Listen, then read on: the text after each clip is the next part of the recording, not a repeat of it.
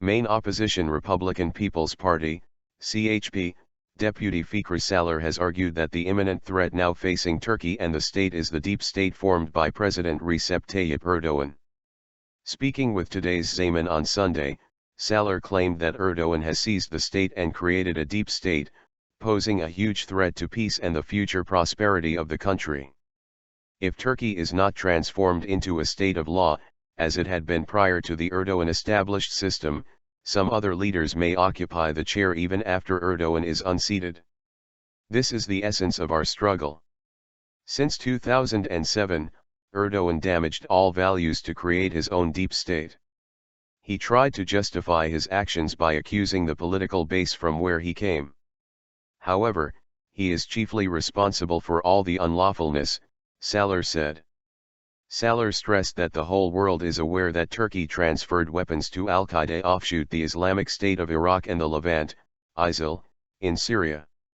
He noted that if those weapon-loaded National Intelligence Organization, MT, trucks had gone to Turkmens as Erdoğan and the government have repeatedly alleged, then Turkmens would not have been the subject of potentially mass killings by both extremist groups and the Bashar al-Assad regime.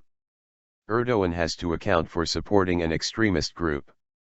There are ISIL militants who conduct propaganda to poison young people's minds to bolster support for the terrorist group in Mersin province, Sağlar said.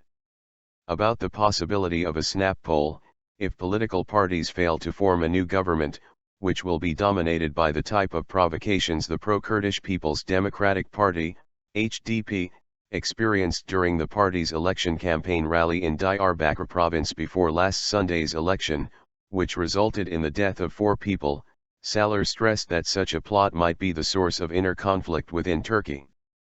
As far as I can observe, Erdoğan has a tendency to trigger such a conflict. That is why he is instigating a crisis before exhausting all remedies for the formation of a new government. No one who really intends to serve his country can urge the public to make a new choice via a snap election. As of Sunday, June 7, the public became relaxed. However, Erdoğan eyes a new opportunity to dominate the country, Sağlar added.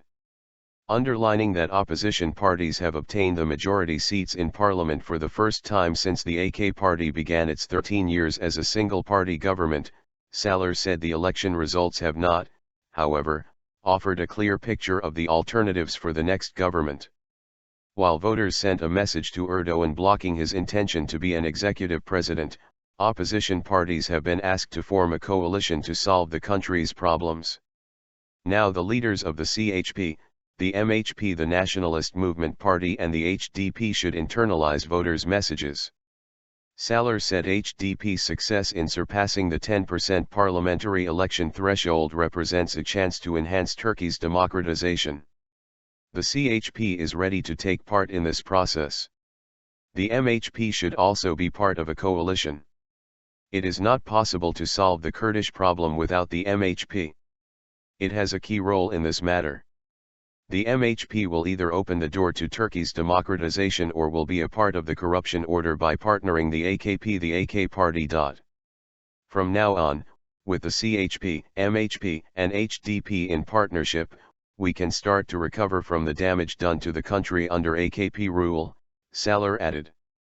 In last Sunday's general election, the AK party lost the parliamentary majority it had enjoyed for 13 years.